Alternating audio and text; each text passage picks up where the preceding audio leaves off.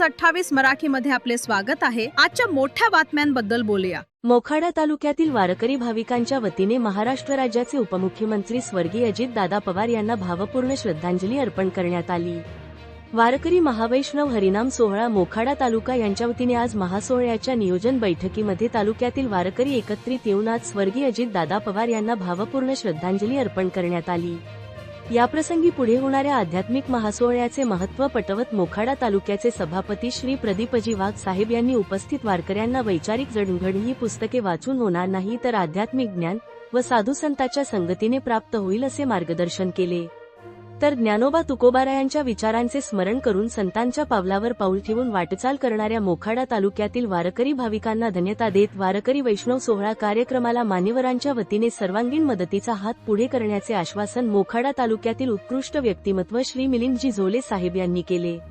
या प्रसंगी माजी जिल्हा परिषद सदस्य श्री दिलीपजी गाटे साहेब यांची अध्यक्षस्थानी उपस्थिती लाभली व प्रमुख पाहुणे म्हणून नगरसेवक प्रतीकजी पाघारे साहेब व आदिवासी आघाडी अध्यक्ष श्री हरिचंद्रजी जाधव साहेब, नगरसेवक जनार्दन गभाले साहेब, सेवानिवृत्त पोलीस निरीक्षक श्री प्रभाकर वारघडे साहेब, मेजर योगेश डहाळे साहेब, आदर्श नागरिक प्रकाश धोंडी समवेत मोखाडा तालुक्यातील वारकरी भाविक उपस्थित होते।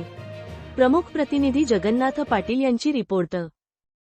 क्रांती घडवायची आहे, समाज घडवायचा आहे, पिढी घडवायची आहे, येणाऱ्या पिढी पुढे आपल्याला संस्कार द्यायचे आहेत आणि म्हणून हे काम आपल्याला आम्हाला सगळ्यांना एकत्रित मिळून करावं लागेल आणि त्याच्यासाठी आपण एकत्र येतोय। हा संदेश या निमित्तानं तालुका आणि तालुक्याच्या बाहेर गेला पाहिजे असं मला या ठिकाणी वाटतंय। खूप सुंदर अशी संकल्पना आपण सगळ्या मंडळींनी एकत्र येऊन केलेली आहे। निश्चितपणे चांगलं योगदान आहे।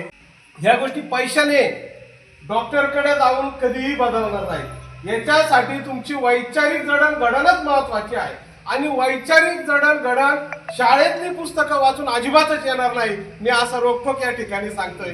त्याच्यासाठी तुम्हाला आध्यात्मिक ज्ञानच घ्यावं लागेल आणि ज्या वेळेस साधू संतांचा वाङ्मय आपण वाचू, ज्या वेळेस आध्यात्मिक विचार आपल्या लहान मुलांच्या मनावरती बिंबले जातील त्यावेळेस ऑटोमॅटिक मग कुविचार असतील, व्यसन असेल, ह्या गोष्टी आपोआपच लांब होतील। तुमच्या ज्ञानी लोकांसमोर हे बोलणं उचित नाही, परंतु तरी देखील आपल्याला जर तालुक्याचा कायापालट करायचा असेल तर शासनाने कितीही निधी दिली तरी बदल होणार नाही।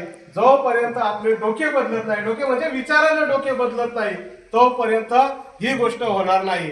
आणि म्हणून आज सांगत नाही की आपल्याला वारकऱ्यांचं शक्ती प्रदर्शन करा। आज वारकरी संप्रदायाचा मेळ कशामुळे आला तर आपण एक संतांच्या विचाराची लोक आहोत।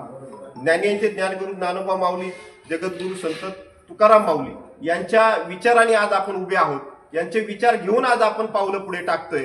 म्हणजे या विचारांची लोक अतिशय संयमी असतात। लहान असेल मोठा असेल त्याच्या पुढे नतमस्तक होतात। म्हणजे नक्कीच याच्यामध्ये वाद कुठे होणार नाही याची गॅरंटी आज आपल्याला मिळाली। कारण मागच्या वर्षी जी पहिली बैठक झाली याच्यामध्ये पहिला प्रश्न पडला होता का वारकरी संप्रदाय एकत्रित येईल का, एवढे 4 विभागातले लोक एकत्र येतील का। कारण प्रत्येक जण म्हणतो मी चांगला कीर्तनकार आहे, तो म्हणतो मी चांगला प्रवचनकार आहे, मला अभंग चांगले जमतात, मी ओव्या चांगल्या मांडतो। म्हणजे कुठेतरी वरचढपणा कमीपणा हा वारकरी संप्रदायामध्ये नसतो। जो आहे तो सर्वांना घेऊन चालणारा असतो।